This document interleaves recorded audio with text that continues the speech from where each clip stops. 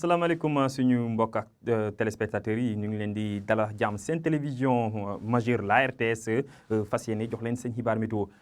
tey nag xibaar bi dañ koy tàmmale ak xibaaru géej gi ndaxte si géej gi am na ngelaw bu takku bi nga xamante ni mën na dem ba ëpp ñeent fukki kilomètres si waxtu bi ngelaw boobu nag dina tàmmali tey si guddi ay booru 22h si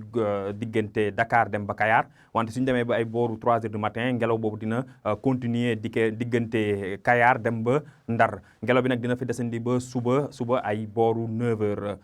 suba nag nañ gis ni que asamaan bi dina leer dina bëri ay naaj bi dina génn bu baax a baax suñu xoolee bu baax suñu naatal satellite bi nañ gis ni que nañ am ay niir yi wàlli si gox-goxaan yi nekk si penku réew mi rawatina si gox-goxaan yi nekk wetu Kédougou foofu am nañ ay niir yi nga xamante ne si Mali ak Guinée foofu la niir yooyu di jógee di wàlliyaan ñëw intéressé si gox-goxaan yooyu loolu may waral si wàllum prévision tey si guddi dem suba si nañ gis suñu xoolee suñu naatal bi nañ gis ni que température yi yokku nañ bu baax a baax kii seddaay bi nag dina wàññeeku bu baax a baax rawatina si diggante Mbour ak Thiès foofu lañ doon gën a nemmeeku seddaay bi wante gis nañ ni que température yokku nañ foofu ñu ngi fay xaarandi ñaar fukki degré tamit ñu ngi koy xaarandi si Thiès suñu demee ba Dakar tamit nañ gis ni que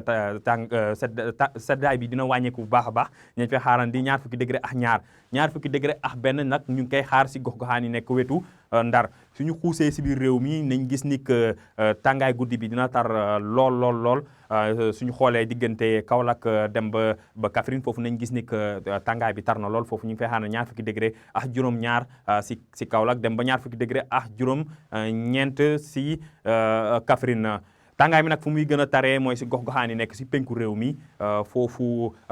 diggante Bakel dem ba Matam foofu ñu ngi fay xaarandi fanweer degré. suñu demee suba si ngoon si nañ gis ni que asamaan bi naaj bi dina génn bu baax a baax wante suñu demee wetu Kédougou foofu nañ gis ni que foofu am nañ ay niir yi nga xamante ne nañ fa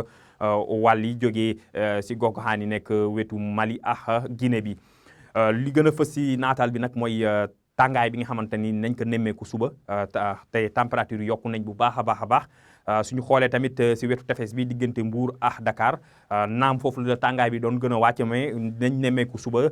que tàngaay gi dina yokku tuuti nañ fa xaarandi ñaar fukki degré ak juróom-ñaar wante tàngaay bi fu muy taree mooy si biir réew mi rawatina si gox-goxaan yi nekk si bët gànnaar réew mi diggante Linguère Podor ba Matam foofu tàngaay bi dina fa tar lool ñu ngi fay xaarandi ñeent fukki degré ak juróom-benn. kon mbokk yi si tënk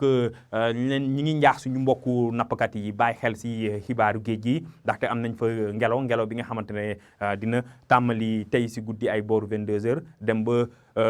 samedi bi ba ay booru 9h. tàngaay bi nag dina tar lool si biir réew mi rawatina si bët gànnaar réew mi wante suñu demee si wetu tefes bi foofu tamit am nañ tuuti ngelaw géej bi nga xam ne dina wàññi tàngaay bi foofu ñu fay xaarandi ñaar fukki degré ak juróom-ñaar kon mbokk yi lii la ñu amoon si xibaar ñu ngi leen di dox di jaje ba suba.